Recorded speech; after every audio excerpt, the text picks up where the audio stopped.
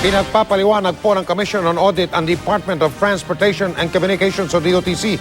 Meron kasing natuklasan ng COA na mahigit 65 milyong piso ang halaga ng mga computer, donasyon yun ng ilang kongresista gamit ang kanilang pork barrel na hindi umano malinaw kung saan napunta. Nakatutok si Claire Delfin. Noong 2011, nagpabili ang siyam ng kongresista ng mahigit 700 computer units gamit ang kanilang pork barrel. Ang mahigit 65 million pesos na halaga ng desktop computers para sana sa mga barangay at eskwelahan sa kanilang mga distrito na idinaan sa Department of Transportation and Communication o DOTC. Pero sa pagsisinop ng Commission on Audit, lumabas na hindi malinaw kung lahat ng computers ay natanggap nga ng pinaglaanan nito.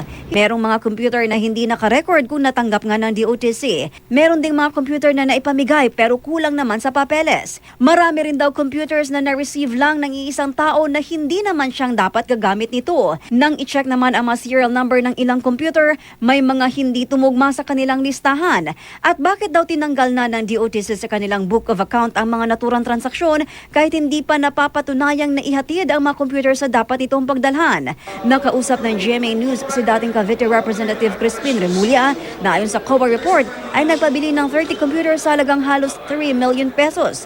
Pero ang sabi niya, iilang computer lang daw ang pinaglaanan niya ng kanyang pork barrel at hindi aabot ng 3 million pesos. I don't know how this story came out. I'd like to get a copy of their report so that I can investigate myself.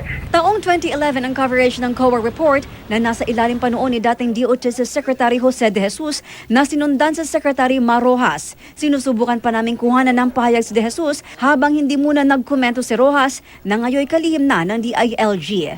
Claire Delfin, Nakatutok, 24 Oras.